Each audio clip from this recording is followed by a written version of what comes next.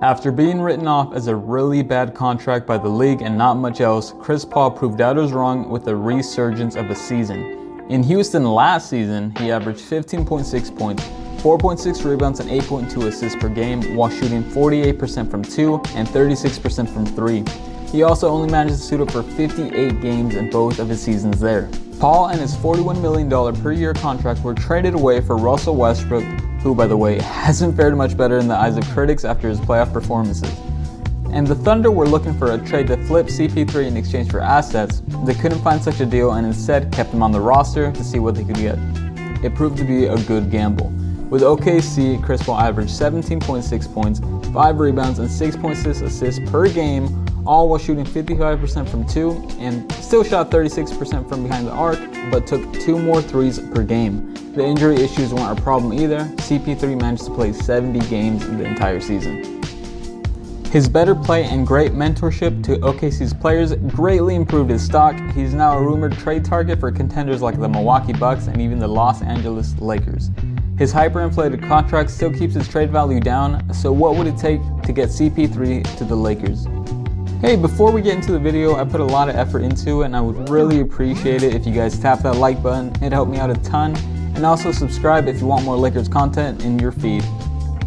The lowball offer. So Lakers receive Chris Paul, OKC receives Danny Green, the 2020 first round pick from the Lakers, and Talen Horton-Tucker. Like mentioned before, OKC was not asking for much last season. They were hoping to get a first round pick for Paul, but found no team willing to bite on that deal. This Lakers offer is a little bit more than that, considering the Lakers pick doesn't hold as much value, sitting at number 28. This deal would probably be the lowest the Thunder would accept from the Lakers. So in the deal, the Lakers received Chris Paul. They could make him their primary playmaker, thus easing the load on LeBron altogether. LA can also convince Paul to run the bench unit either by coming in when LeBron comes out or starting at shooting guard and moving into the point with the bench unit. Either way, Paul would be a great welcome addition and immediate upgrade over the Lakers' current guard options. The Thunder in return received Danny Green, a veteran defensive wing player who is a notable three-point shooter who admittedly did have a poor shooting season from 3 compared to his career averages, but Green doesn't require offense ran for him and can slide into whatever the Thunder need from him, whether that is off the bench or in the starting unit. Green's value has dropped after this season, but his contract allows him to still be used in trades. In addition to Green, OKC also receives Talen Horton-Tucker. Talen was the Lakers' second-round pick of last year. He is an interestingly built guard standing at 6'4" with a ridiculously long 7'1" wingspan. His body gives him the potential of being a defensive stopper, but Talen also has a nice skill set for his age. He can also create his own shot, play make, and get to the basket. He's still a raw talent, but glimpses show he can be a nice developmental piece to have. Along with Green and Horton-Tucker, the Lakers send their first-round pick. The Beefy Offer. Lakers receive Chris Paul. The Thunder receive KCP in a sign-and trade, Danny Green, Quinn Cook, Talen Horton-Tucker, and a first-round pick. If the Thunder turn down the initial offer, decide maybe that the first-round pick isn't worth much, or that Talen Horton-Tucker doesn't figure to be a good future piece or necessary one, LA does have another trick up their sleeve. So instead, the Lakers could offer Green, Quinn Cook, the first-round pick, and Kentavious Caldwell-Pope. KCP has reportedly decided he will opt out of his current contract, and as a clutch client, you can expect he will go after the money he's worth. If LA doesn't want to give him that, they can work with him to make a sign-and trade to the Thunder, where he would still secure a starting role.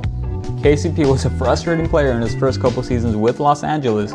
He was trying to do a lot more than what was needed, trying to make star plays without being one. He has grown into a comfortable role, playing great defense and providing good shooting. Those skills alone make him a valuable player to have on any team in the league. This season, per 36 minutes, Caldwell-Pope averaged 13.2 points, 2.9 rebounds, 2.3 assists, and 1 point steals per game. He also had a nice shot, hovering around 38% from 3. OKC could use KCP as a nice off-ball weapon for their young guards. He would provide good spacing, defense, and now championship experience. He's also only 27. He could be a long-term option at the 2-guard slot. Quinn Cook, on the other hand, isn't a fancy name, but he is a veteran point guard who can handle bench duties now that the Thunder are one vital guard shorter on their roster. Cook can serve as an insurance policy in case of injury, or maybe even surprise everybody by becoming a key piece. With Chris Paul's contract severely low in his trade value, I see this as the highest the Lakers should go, but I could easily see them tossing in another player like Talon Horton-Tucker or maybe even Kyle Kuzma.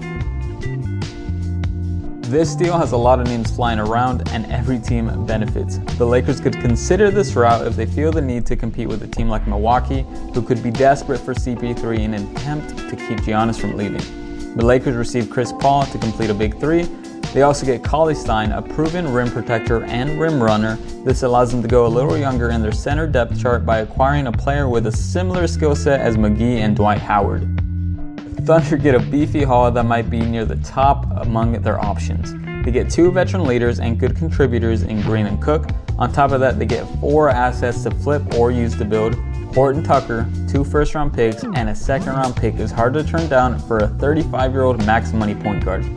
Mavericks joining the deal because they have reportedly been serious about improving the team and have made everyone on the roster available, of course, minus Luka Doncic and Kristaps Porzingis.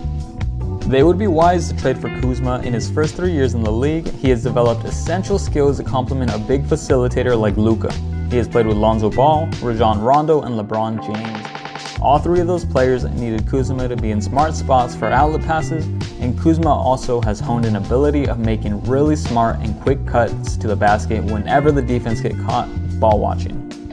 In return, the Mavericks would provide him with more minutes than he's gotten this past season at his natural power forward position. Netting Kuzma would cost the Mavericks Cauley-Stein, who doesn't really provide much on a team with 4 centers and didn't impress much this season. The 2 picks they sent to the Thunder might hurt a little bit, but it's unlikely a late pick would manage to match the level of production of a player like Kyle Kuzma.